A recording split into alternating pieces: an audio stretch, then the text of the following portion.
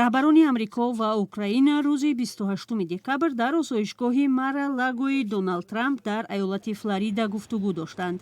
дар нишаст мавзӯъҳои асосӣ аз ҷумла кафолатҳои амнияти барои Украина ва қаламравҳои ишғолӣ баррасӣ шуданд. ҷаноби президент, оё шумо дар масъалаи ба истилоҳ минтақаи озоди иқтисодӣ дар Донбасс мувофиқат кардед, ки чӣ гуна тақсим ва масъули он кӣ мешавад? ман инҷо калимаи созишро муносиб намешуморам. мо ба тавофуқ нарасидем, аммо ба он бисёр наздик шудем, ки масъалаи бисёр бузург ва муҳим аст.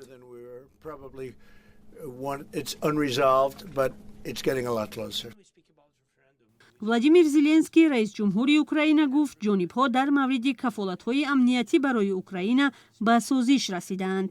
ба қавли Доналд Трамп, дар татбиқи ин масъала кишварҳои аврупоӣ 95% саҳм мегиранд. айни замон Эммануэл Макрон, президенти Фаронса, гуфт аввали моҳи январ дар Париж нишасте сурат мегирад, то саҳми кишварҳои аврупоӣ дар ин замина ниҳоӣ карда шавад.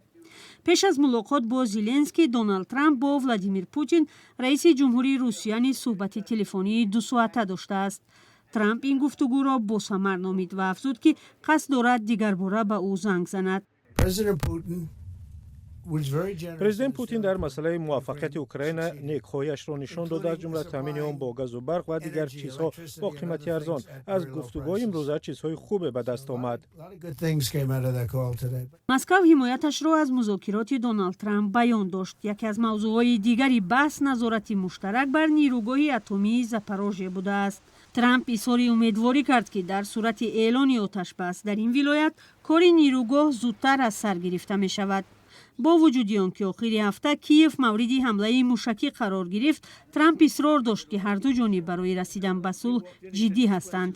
Владимир Зеленский таъкид кард, ки ҳар гуна созиши сулҳ бояд ҳатман дар парлумони Украина ё дар райпурсии умумӣ тасдиқ шавад. Трамп гуфт омода аст дар ин бора бо вакилони украинӣ ҳам суҳбат кунад.